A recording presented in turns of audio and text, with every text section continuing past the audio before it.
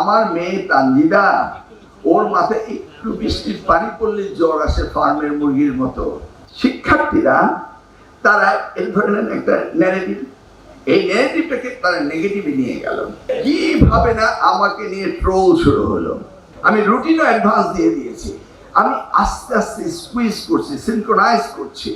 Matric পরীক্ষাগুলো নিয়ে আসতেছি জানুয়ারিতে, ইন্টারমিডিয়েট পরীক্ষাগুলো নিয়ে আসছি মার্চে। এইভাবে আমি প্ল্যান অ্যান্ড ডিজাইন করেছি।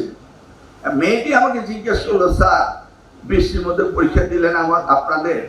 আমি বললাম, হ্যাঁ আমি জানি বৃষ্টি হয়েছে, আমি তোমাদের নিয়ে খুব চিন্তিত। One parcel, more ways to send. Pathao Parcel has expanded.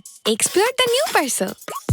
সেই সাথে বললাম, আমার মেয়ে তানজিদা, ওর মাথায় একটু বৃষ্টির পানি পড়লে জ্বর আসে ফার্মের মুরগির মতো। সেই জন্য আরো বেশি চিন্তা করতেছি তোমাদের কি জ্বর আসে কি না। সেই জন্য আমি খুব উদ্বিগ্ন, যেটা হয়েছে তো হয়েছে, জ্বর আসে কিনা। কিন্তু কি করা যাবে, আমাদের পরীক্ষা তো সকলের সাথে কথা বলে বলতে হয়। সকলেই বলেছে পরীক্ষা নেওয়া যাবে। লক্ষ্মী মা, পরীক্ষাটা দিয়ে দাও, মাকে বলো এক কাপ কফি বানিয়ে দিতে, পড়ার টেবিলে বসে যাও।